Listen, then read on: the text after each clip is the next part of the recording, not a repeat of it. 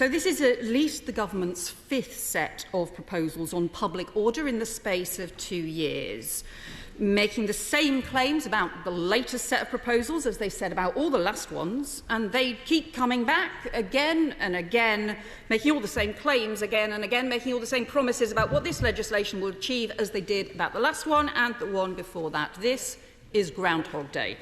And you've got to wonder how chaotic and incompetent this Home Secretary is, that she has to just keep legislating for the same things again and again.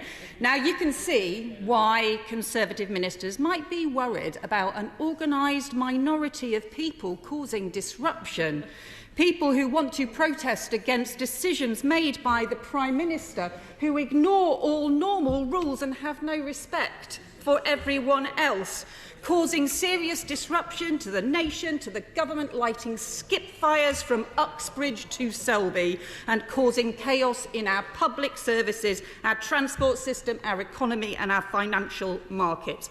So yes, to the Home Secretary, to quote her words, those disruptors are selfish. Yes, the public are sick of them. Yes, we have had enough of them, and it's why we want to get rid of all of them, not just in the by-elections, but in a general election too.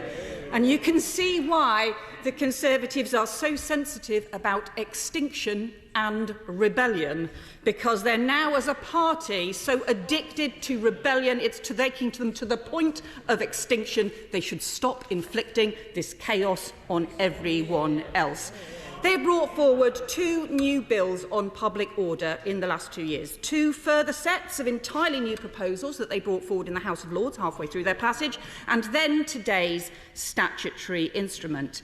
If only they had found similar time in Parliament for legislation on violence against women and girls, we might not have such disgracefully low charge rates for rape and sexual assault, or appallingly high and persistent levels of domestic abuse.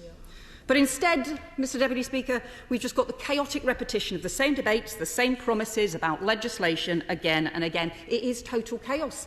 It really is this coalition of chaos, as the Home Secretary might herself have said. In fact, indeed, as she did say last time we debated the third reading of the Public Order Bill that she claimed was going to sort everything out, and that was only 8 months ago. And in that debate, she accused Labour of a coalition of chaos, being Guardian reading, tofu-eating wokerati, from the party that's crashed the economy, given us record inflation, the highest tax burden for 70 years, worst train cancellations, worst NHS cancellations, worst public sector strikes in decades, and total chaos in the criminal justice system. A party that's given us 3 Prime Ministers, 4 Home Secretaries, 4 Chancellors in the space of 12 months, and since then 3 more Cabinet Ministers sacked, including the Deputy Prime Minister, public hissy fits today between the Prime Minister and his predecessor on the honours system, and now 3 upcoming by-elections.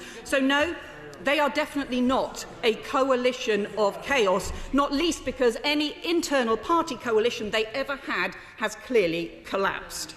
Oh, and that bit about the wokerati? I've since discovered the Home Secretary is a vegetarian. She eats more tofu than I do. Mr Deputy Speaker, the police do need to take action against serious disruption and damaging protest tactics that cause harm and problems for others. Here in Britain, we have historic freedoms to speak out against things that we agree with, things that we disagree with, and we also have rights to be protected against serious disruption and dangerous protests by others. We have historic freedoms to object, to peacefully protest. That is part of our democracy. But blocking roads so ambulances can't get through isn't legitimate protest. It is dangerous, irresponsible and against the law. Climbing up motorway gantries isn't legitimate protest. It is wholly unlawful, and it puts lives at risk. That is why Labour supported increasing the penalties for blocking roads, why we put forward measures to make it easier to get injunctions to prevent damaging protests, and why we put forward measures to prevent intimidation and protest outside contraception and abortion clinics and outside vaccine clinics. And it's why we have criticised groups like Just Stop Oil and Extinction Rebellion for damaging protests that even put lives at risk. The police have a serious and important job to do in a democracy, making sure that people can go about their business and also protecting our historic freedoms. But they already have the powers to do exactly that. Now, the Home Secretary is claiming today that this latest measure is about slow walking. But that's already a breach of the law. Since 1986, the police have had the power to impose conditions on public processions. That's what slow walking is. It's also been against the law since 1980 to obstruct a public highway.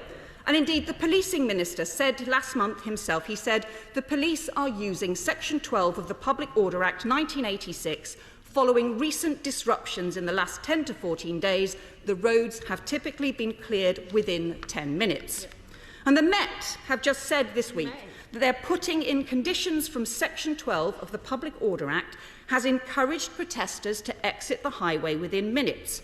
And from the 156 slow marches that have taken place, 125 Section 12 conditions have been imposed, including 86 arrests made where people are not complying.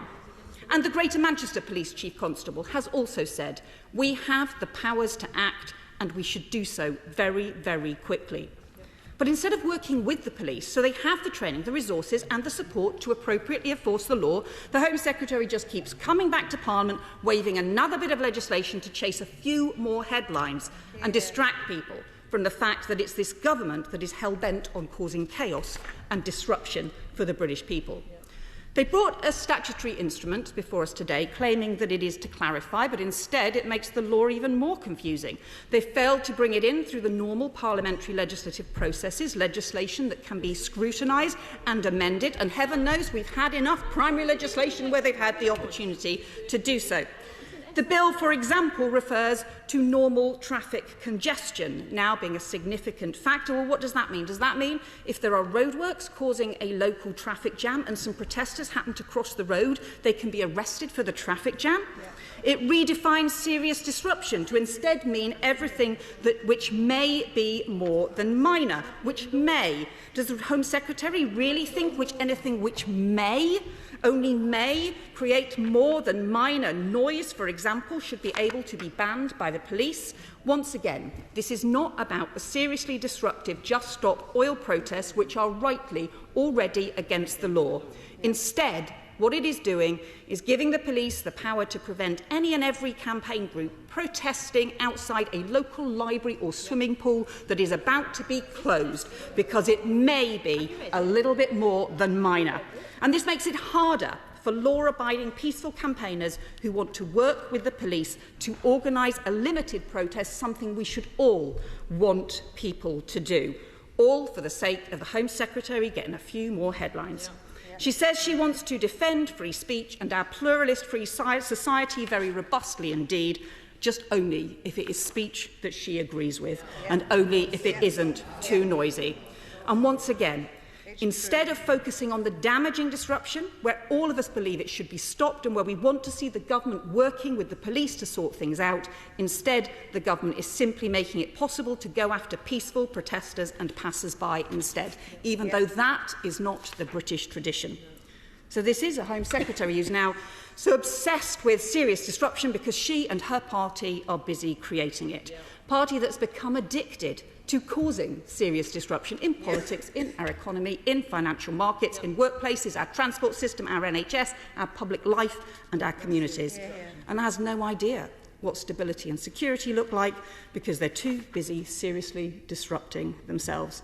So yes, the country is sick of the serious disruption this Conservative Party is causing. Yes, we do want to put an end to this serious disruption and chaos that is letting everyone down by kicking them out of office, because this isn't about Just Stop Oil, it's about a Conservative Party that has just stopped governing. That's why we need a general election now.